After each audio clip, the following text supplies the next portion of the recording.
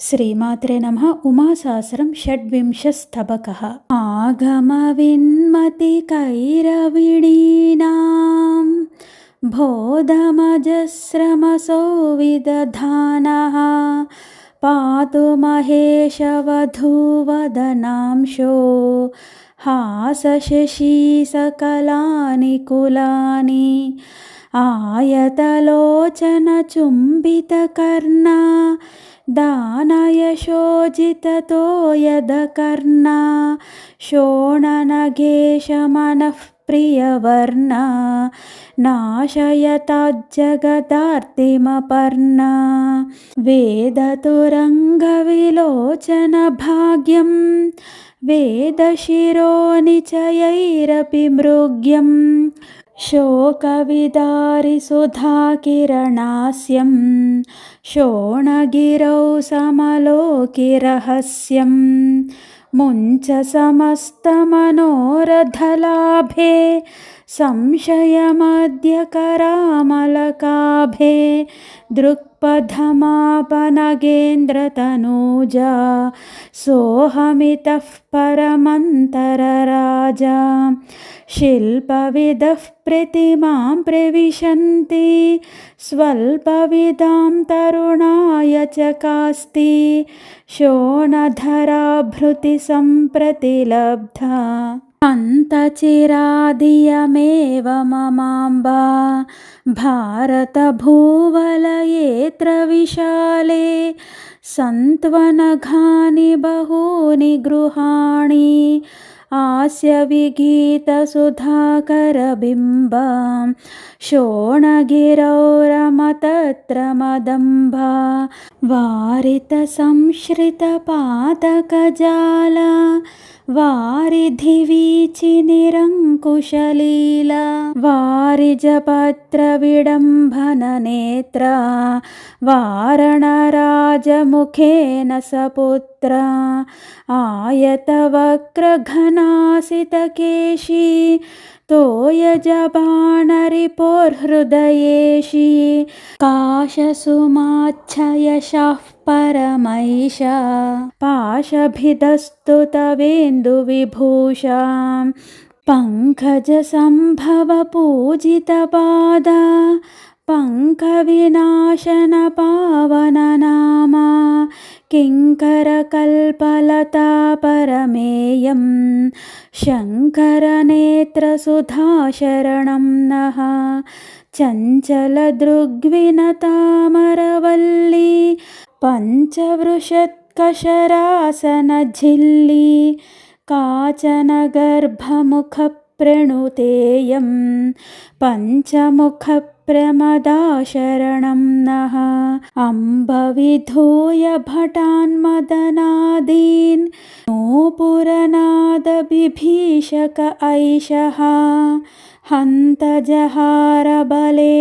మనో మే శోణనగాంగ్రినివాసిని తంఘ్రిః కర్ణపుటే కురు ముగ్ధముమౌక్తిం ముంచధనాదిషు మానసశక్తిం శోణగిరీంద్రవధూపదభక్తిం శీలయ శీలయ యాస్యసి ముక్తిం జీర్ణతరే జరయాఖిలదేహే బుద్ధిబలం చ విలుంపతి మోహే హంత సవిత్రితపన్మతిరంతే సేవితుమిచ్చతి నాచరణం తే తంత్రవిదో నవయోనితు చక్రం శోణధరాధరరూపముశంతి అర్ధమముష్యవపుర్మదనారే రర్ధమగేంద్రసుతే తవ గాత్రం అస్తు నగేశ్వర నందిని లింగం తైజసమేతదిహాపి తవాంశః వీతగుణస్య వినా తవ యోగం దేవి శివస్య కుతః ఖలు తేజః స్థాపితమూర్తిరియం తవ నమ్య पूजयितुं जगदीश्वरि रम्या शोणनगार्थमिदं तव रूपं कीर्तयितुं न गजेधुतपापम् शोणनगार्थतनो निशमङ्के धारयसेयि गुहं रमणाख्यम् आगतमप्ययिहा मुहुरम्बो चाटयसे गणपं ननु कस्मात् अङ्कजुषे रमणाय नु दातुं मानववेषधराय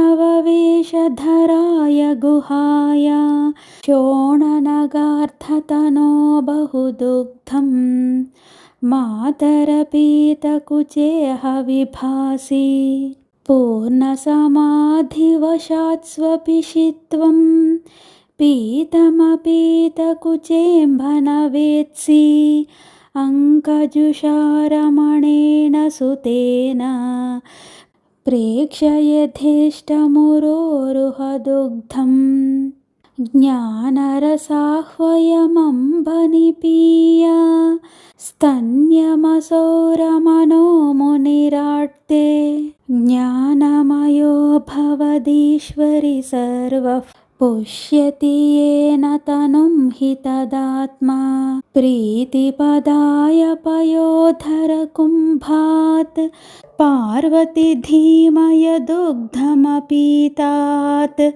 अस्तु गुहाय शिवे बहुदत्तं किञ्चिदिवेश्वरि धारय मह्यं प्रौढमिमं यदि वेत्सि तनूजं शैलसुते मदवारिदधानं मास्तु पयोवितरानघमन्नं येन दधानि महेश्वरि शक्तिं स्वार्जितमेव मया यदि भोज्यं सम्मद एव ममाखिलमातः आशिषमग्रे तमामयि दत्त्वा प्रेषय यानि जयानि धरित्रीं विद्युति वीक्ष्यविलासा वीक्षितकर्मणि लक्ष्यरहस्या पार्वणचन्द्रमुखी ललिताङ्गी तैजसलिङ्गसखी शरणं नः मातरपीतकुचेरुणशैलाधीश्वरभामिनि भामहनीये साधुविधाय समर्पयते ते दोधकमाल्यमिदं गणनाथः इति श्री भगवान् महर्षि रमणस्ते वासिनो वासिष्ठस्य नरसिंहसूनोः गणपतेः कृत उमासहस्रे षड्विंशस्तबकः समाप्तः। ॐ उमायै नमः। ॐ उमायै नमः। ॐ उमायै नमः। श्रीमात्रे नमः। जय कामाक्षी।